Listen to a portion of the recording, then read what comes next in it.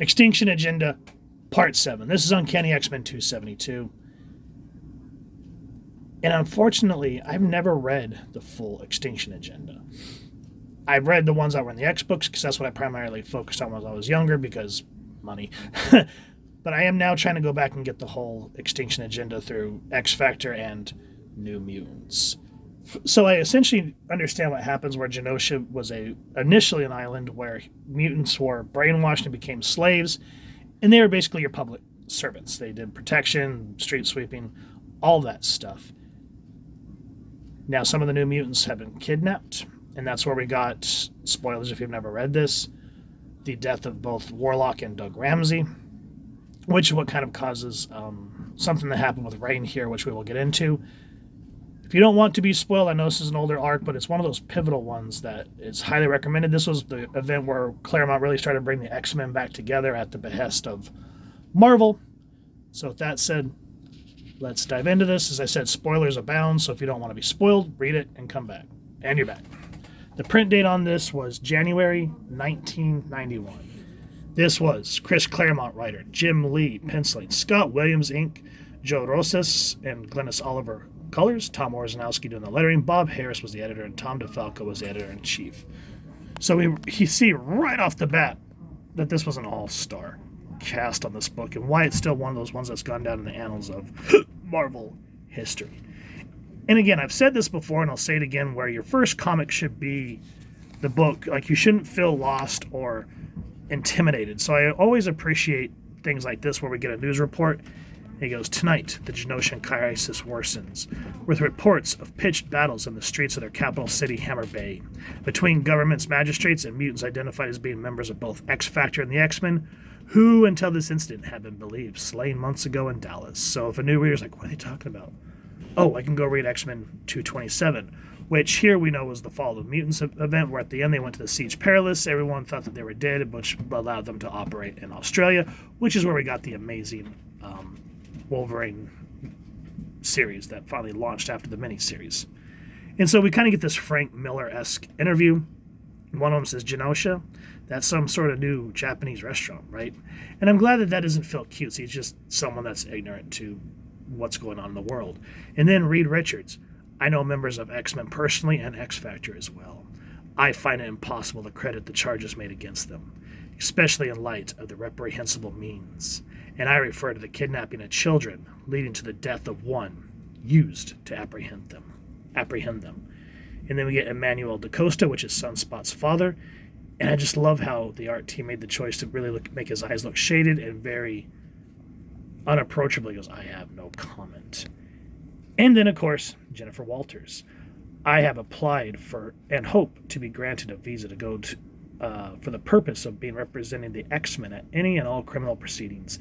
Given a fair trial, I have no doubt of their speedy and certain exoneration.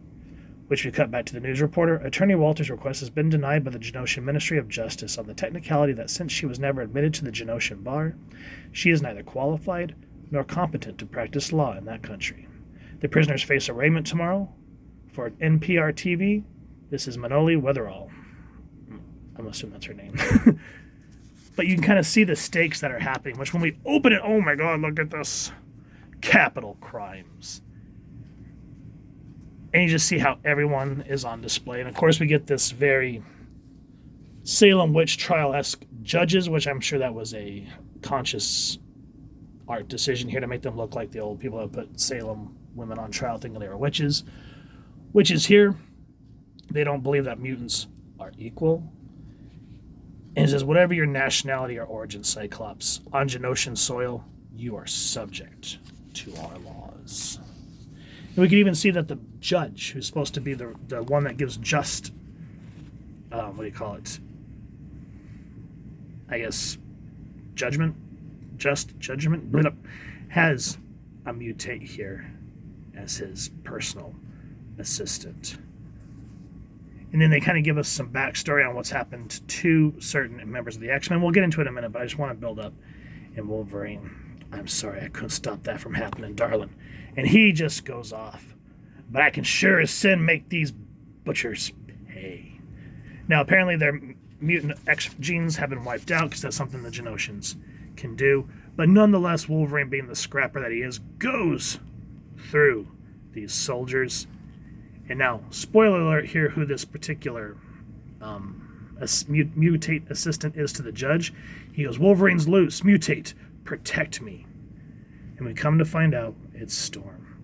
Wind blast, like being hit full force by a hurricane. And this magistrate here, it's interesting because this is those bones ears Wolverine. May hits like solid steel bars. But the rest of you is flesh and blood. You can't hurt what you can't hit. On the other hand, there are plenty of places where you're vulnerable. Don't need power, bub, when you got skull. So she seems nasty.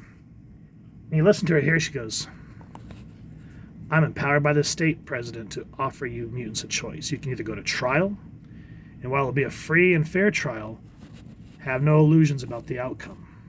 As our laws are written, your very existence condemns you. So on the one hand is certain death. And then Jean, always kind of being the voice of reason to the teams, we can guess the alternative, Chief Magistrate, to submit ourselves to the gene mod process and end up like Storm and Wolfsbane as your mutant slaves. To serve the state and people you so wantonly threatened, yes. I think I speak for all of us. We reject your offer. And so just rejecting them, I'll keep this character in mind. But their certain death throws them into the hands of someone that X Factor has personally known and essentially screwed over Warren Worthington something fierce. So it is Cameron Hodge. And you can just see how he's let his madness just consume him. And I love how we see the X-Men are now in the hands of the magistrates, and their death penalty is essentially being his playthings. So in a sense, I could see like where they kind of got the idea for Dark Beast for the Age of Apocalypse, because Cameron Hodge just encompasses everything that was the dark version of Henry McCoy. Cable and Gambit do everything that they can, but Hodge just really knows how to, being a sociopath, really knows how to work the heroes. Now, another thing that has happened here, again, spoilers, Alex has also become brainwashed, but not to the point where he's a mindless mutate. Instead, he's become a magistrate in charge of all of these soldiers. And there's nothing that he can do. He is a puppet. And that's why when we go to, let's say, X Factor 71, and we see him and Rain desperately trying to rebuild Genosha, we can see how both of them are broken characters because of the things that they experienced here during the X-Tinction Agenda. Hodge puts Archangel and Wolverine up against each other, and oh man, I miss these early Jim Lee artwork. I mean, look at this. This, to me, is how I remember Wolverine growing up and through the 90s. Just that berserker rage, those dark lines in the face, the wild hair, that is the man that we know. And basically saying that even though Warren doesn't have control over his wings, he goes, simple choice. Either I take Worthington's wings or his life. And so Hodge wants to do more to Warren than what he had already done, and he wants to try to outshine Apocalypse. And so right there, what I was kind of talking about with 260 is there's all this really heavy stuff going on. So we kind of get a break where there's Richter, Jubilee, and Boom Boom, who are still on the loose. And we just hear, stand still, you weenie. Who are you calling a weenie? That hurt. What are you complaining about, huh? You weren't even scorched. Just like I told you, a sequence of my shaped micro-explosive plasmoid firecrackers gets rid of these skin suits that people that are captured by the magistrates are unable to remove. Which leads into another part of some really heavy, dramatic essences. We see Psylocke is finally kind of starting to feel comfortable in her own skin after Wolverine saved her from Sebastian Shaw's son, what's his name, Shinobi Shaw, because that's who she ended up in the hands of, becoming a mindless warrior in Madripoor, which is what first kind of brought Wolverine there, bringing Jubilee along with him. And you could so tell how this is the 90s, because the comics during this post-Siege Perilous, where they re-entered it again, Wolverine was the only one that didn't go through. So he was the only one that really remembers everybody for who they are.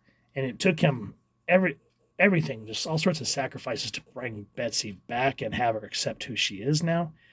And so her Jubilee and Wolverine was some of the greatest arcs of this time. And so Psylocke gets away from the magistrates. She goes alone, armed, and facing impossible odds, crawling through a ventilation duct. As Jubilee would no doubt say, "Eat your heart out, Bruce Willis."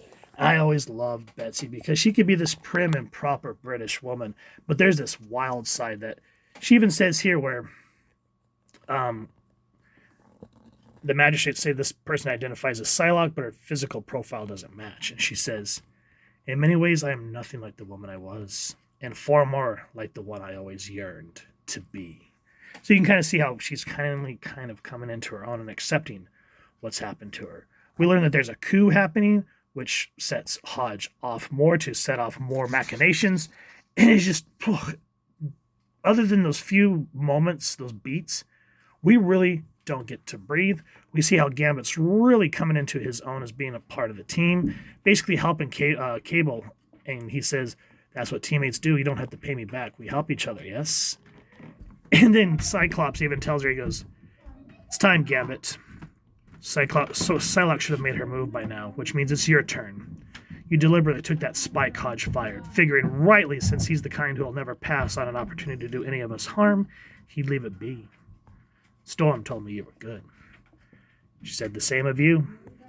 A thief par excellence. So now I'm to prove myself, eh? And you just see how nimble this man is and just how underutilized he is nowadays. The way he's just able to pull himself up and pick his own lock with his feet. And he goes, "Voila, Miss Braves, beat that, Stormy."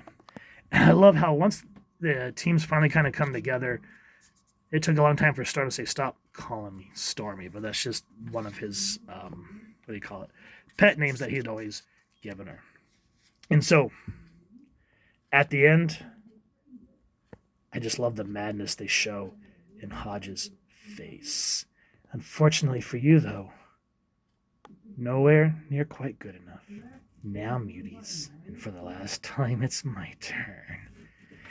And again, one thing about this book is who could, even though Psylocke doesn't have her mutant powers, still being able to ninja kick ass and run through with a bunch of high-powered guns. That's like a panel that just encapsulates everything that was the 90s, the high power, adrenaline, and what made you keep coming back to the books for more and more. So this is definitely one of those pinnacle books that you need in your collection. I left my good copy put away. This was a banged up one that I found at a garage sale, and some jerk, I don't know who owned this before me, but they put tape with a scribbled out price tag here, and it took probably a good half hour of just gently peeling the tape up. But sadly, because it had been on there for so long, I was not able to get it.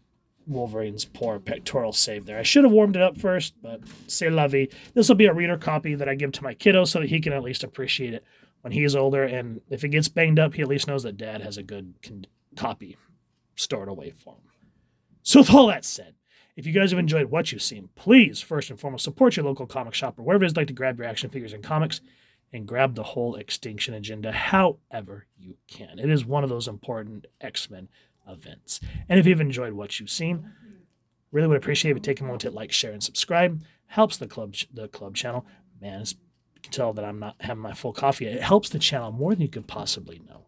And if you don't mind hitting that fancy little storm bell next subscribe, that was where you can tip low content. You guys get notified. Come to the channel, and I love talking with you and hearing your thoughts and feedback down in the comments below or the socials, which I'll make sure to leave the links down in the description. So with all that said, hope you all continue to have an absolutely amazing day reading, and happy hunting, everyone.